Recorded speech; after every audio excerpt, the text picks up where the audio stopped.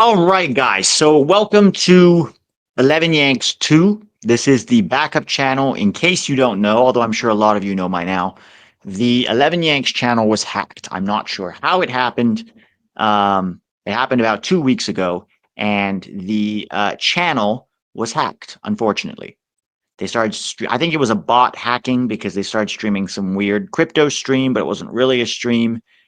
I've been in touch with Google for about 2 weeks now, going back and forth with them via email to try to get it back. They assure me it's just going to take time and investigation. They assure me I'm going to get it back.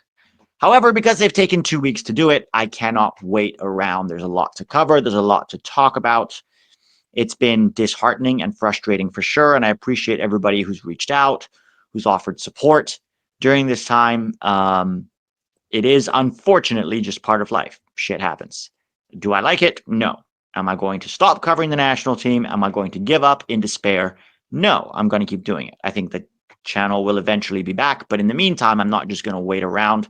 I'm going to we have this backup channel. If you've not subscribed to this channel yet, do so.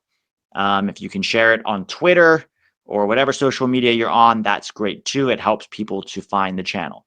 A lot of you have asked, how can you help? There are several ways that you can help. Number one, obviously hit subscribe to this new channel. Number two is watch this whole video all the way through. Sometimes you don't watch the whole video, which is fine. You should watch as much as you want to watch. But in order to get this channel monetized before camp, which I would like to do, so I at least can make a few dollars for my time, then watch, I have to get 4,000 watch hours. So that is another way to help support the channel at this trying time. I sound like one of those COVID broadcasters. In these uncertain times, remember during COVID, every news channel, in these uncertain times. Anyways, in these trying times, that's how you can help. If you really want to help, watch it twice. So watch it once for your own sake, and then put it on mute and play it again. It will just help to get those watch hours up. So anything you can do really helps. If you really, really want to support the channel, go subscribe to my Patreon for $3 a month. The top 10 will be back this weekend. The roster reaction to Pochettino's September roster, which I think is coming out on Tuesday, that will be out tomorrow as well.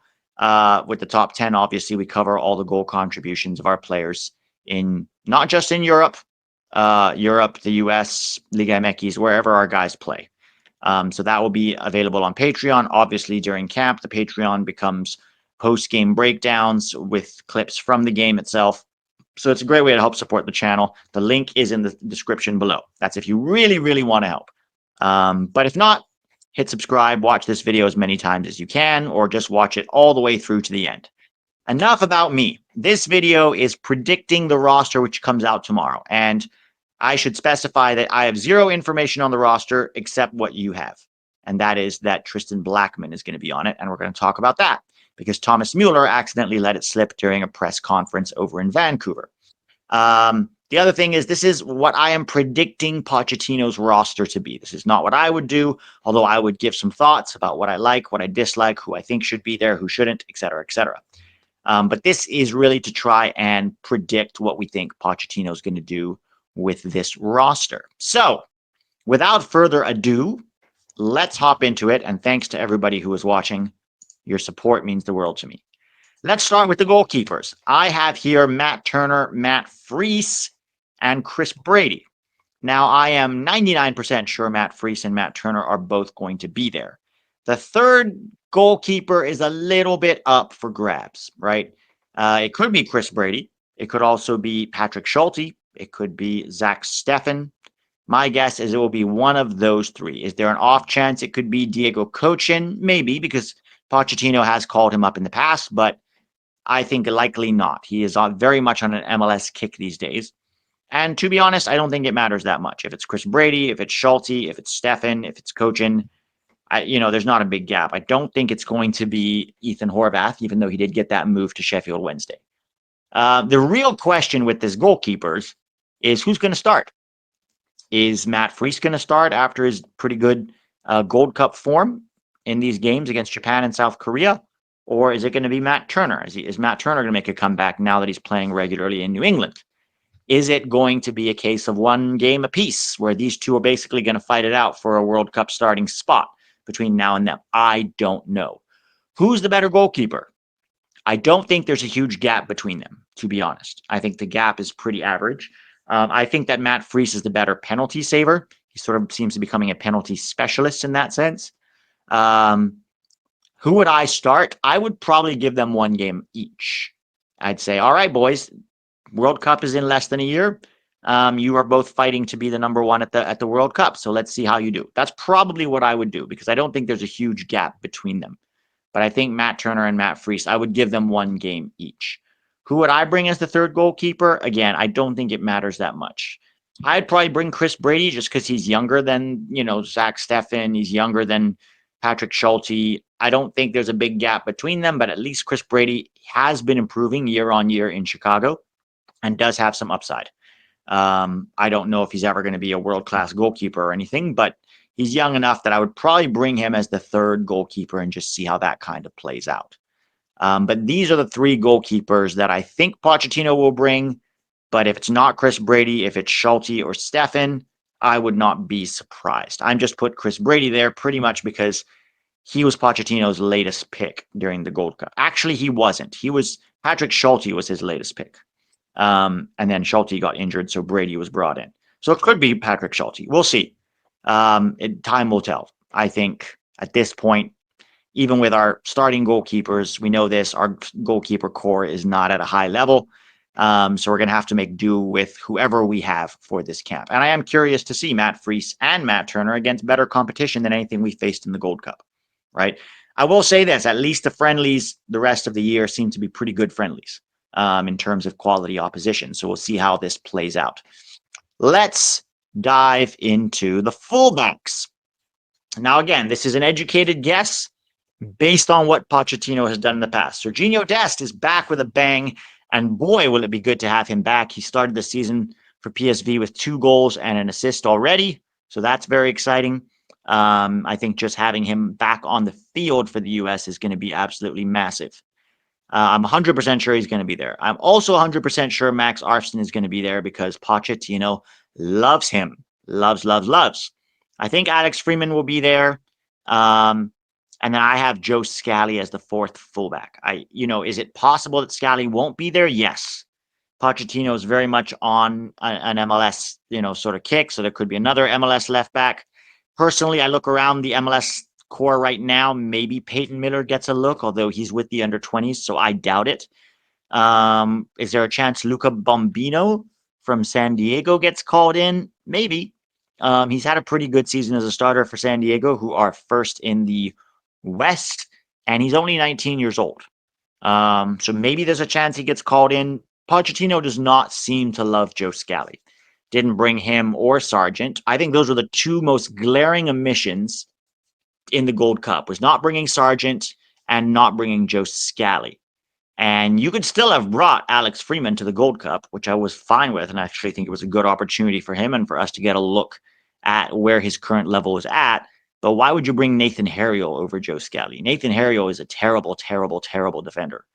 So I am very surprised that Joe Scally was not brought, but we'll see if he's in this camp. I'm guessing yes, but you just don't know with Pochettino. Right now, it very much is an educated guess.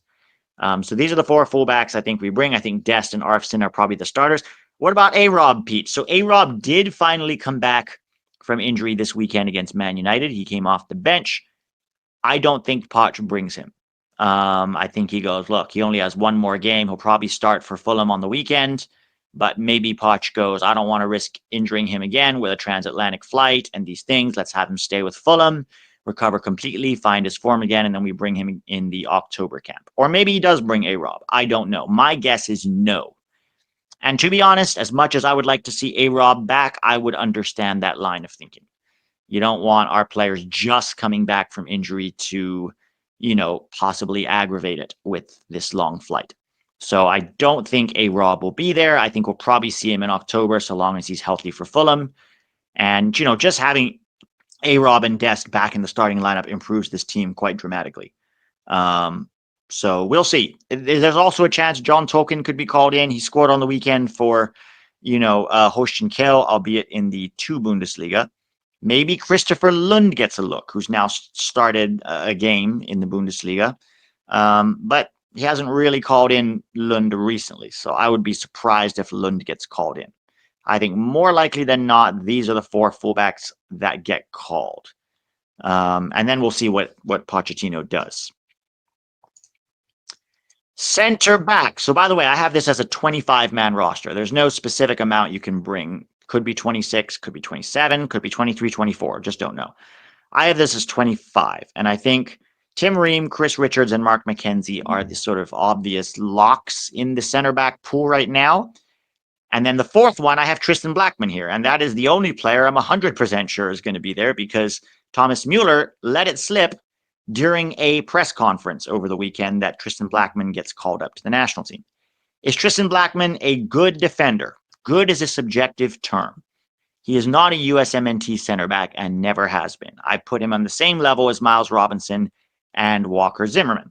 But I want to highlight something that I think this is important to understand about the way that MLS works, okay?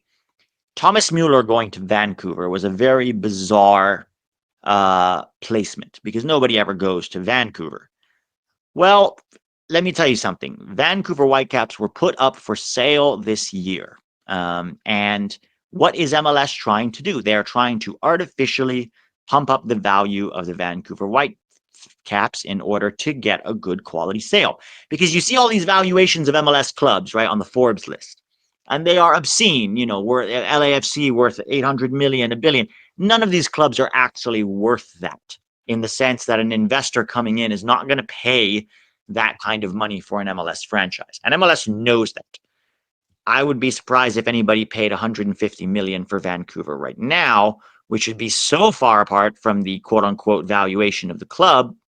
But reality is those valuations fake. The value of your club is what somebody is willing to pay for it, period. And I should use the word franchise, not club. So what is MLS trying to do? They're trying to artificially pump up the value of the Whitecaps so that the sale doesn't look so bad. If and when it does go through, they can ask for more. Maybe there's no interest at all in anybody trying to buy the Whitecaps, right? And so how do you pump it up? Well, you sign a Thomas Mueller and say, look, you know, hopefully the Thomas Mueller will increase the value of the club because you have a star name from a global perspective.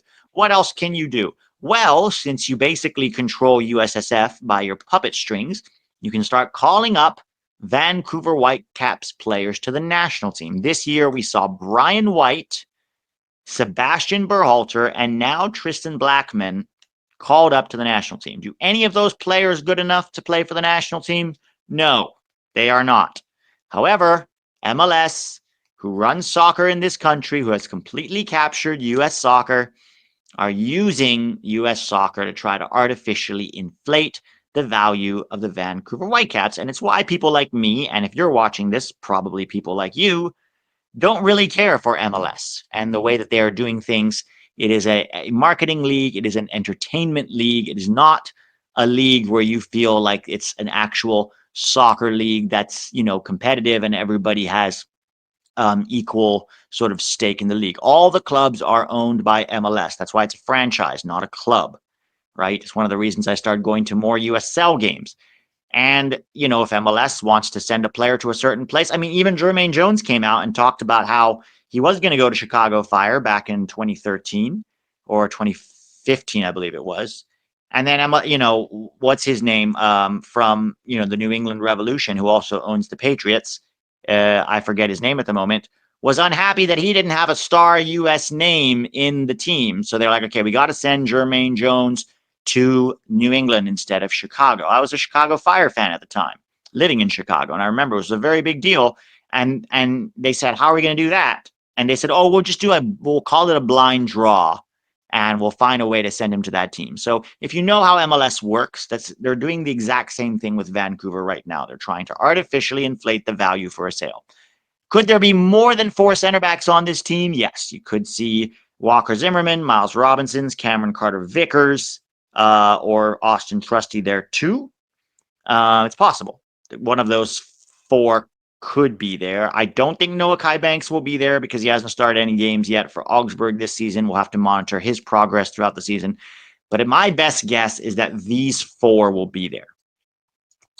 Time to go into midfielders now. And we have an interesting look at who I think Pochettino will bring. Luca De La Torre, Paxton Aronson, who recently made the move to the Colorado Rapids, Weston McKennie, Brendan Aronson, Johnny Cardoso, Tyler Adams, and Sebastian Berhalter. Let me go through these one by one. Luca De La Torre was there for all of the Gold Cup and is an MLS midfielder. So lots of marketing opportunity for new franchise San Diego.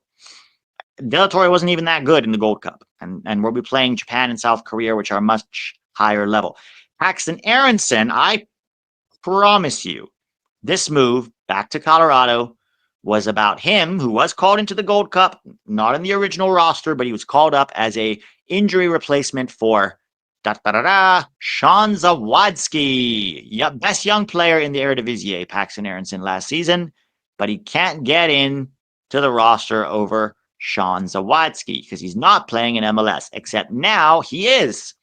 I am 100% sure Paxton Aronson will be on this roster because now we can market the Colorado Rapids. They have a USMNT midfielder in their team, and he will be there. And I expect him to get more minutes against these tougher opponents than any of the minutes. He got 0 minutes. So he will get more minutes in this camp than anybody than what he got in the Gold Cup. Okay, Weston McKennie will be there on the bench for Juventus this season. It's going to be interesting to see how this season plays out for him. Brendan Aronson on the bench for Leeds this season in the Premier League, not a championship midfielder anymore. I expect he will be there. Johnny Cardoso starting the season very well with Atletico Madrid. I expect him to be there now that he is fit and healthy. Tyler Adams, of course, there from Bournemouth, and then Sebastian Berhalter. They got to keep that Vancouver thing going, even though Berhalter wasn't very good in the Gold Cup either and is not a World Cup USMNT level player, but he is a Vancouver Whitecaps midfielder, so I expect him to be there as well. Who misses out? Well, Malik Tillman is injured. That's why he's not here. I expect him to be here if he's not injured, but he is injured.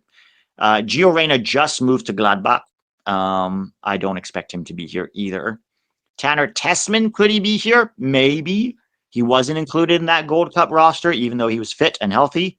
So for whatever reason, I suspect Pochettino will not call him in. Other than that, Yunus Musa. I do have Yunus Musa on this roster, but as a winger, not as a midfielder, because Poch has used him as a winger in the past. So these are the 7 midfielders I expect Pochettino to bring. I'm trying to think if there's maybe Aiden Morris, who's actually started the season quite well for Middlesbrough. Maybe he gets called back in. He wasn't in the Gold Cup. Probably should have been over some of these guys.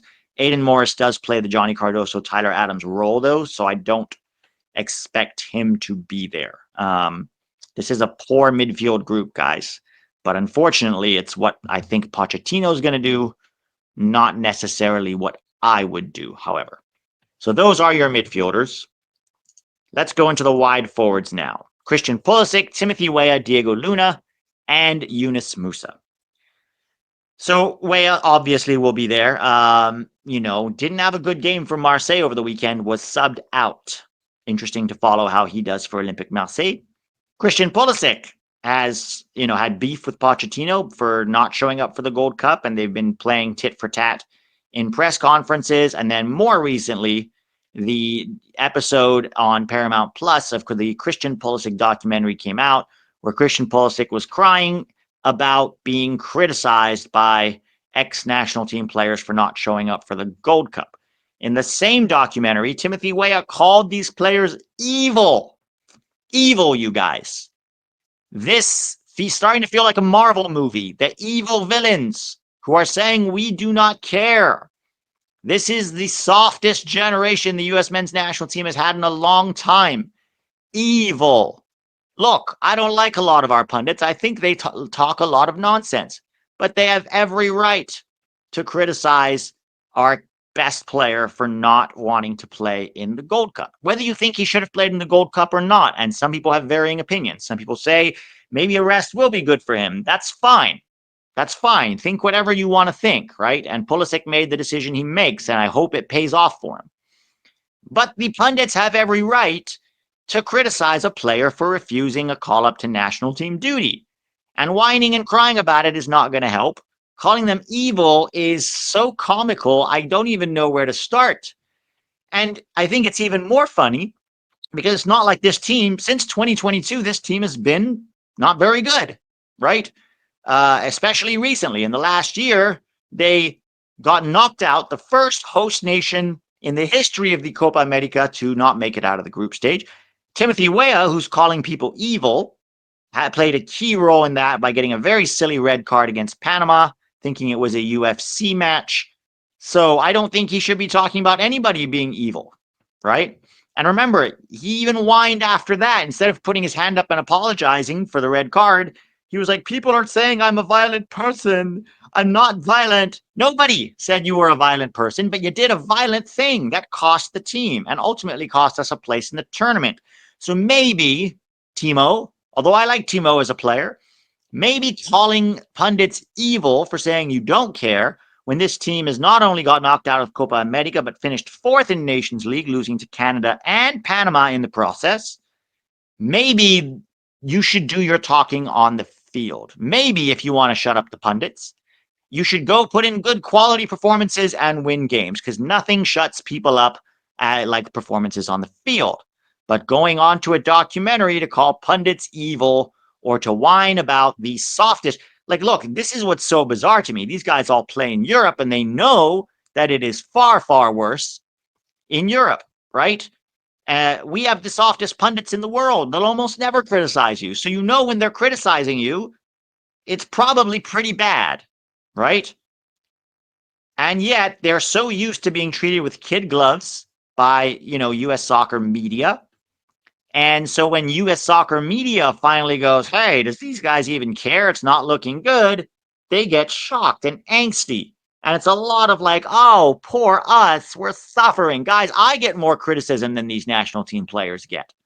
I do. You should see the stuff people say to me on Twitter or here in the comments or in live streams. That's okay. That's part of the job. People are going to criticize you. People are going to disagree with you, which is not criticism.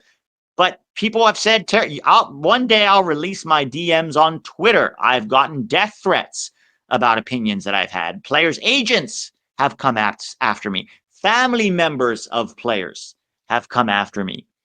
That's just part of it. You don't hear me going and calling them evil, right, for that, even though some things I have received on messages I have received on Twitter, particularly the death threats, are pretty evil. But this is pretty soft. But back to this, I think Musa will be the winger. Diego Luna will also be there, probably as a winger. If not, maybe as a midfielder.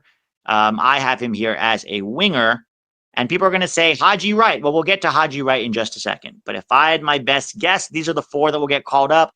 Maybe there's a chance a guy like Alejandro Zendejas gets called in, or Griffin Yao.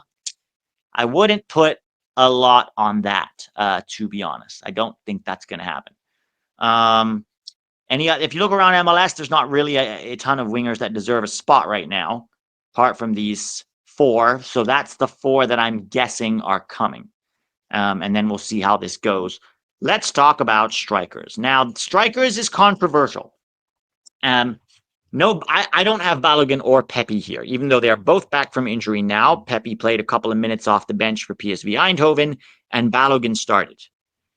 However, much like with Antonee Robinson, I don't think they will be there because they're just so recently coming back from injuries, and Pochettino may say, look, we don't want to bring these guys right now. Let's let them use this 2-week break with their clubs to get fully fit and sharp, and then maybe we bring them again in Vancouver.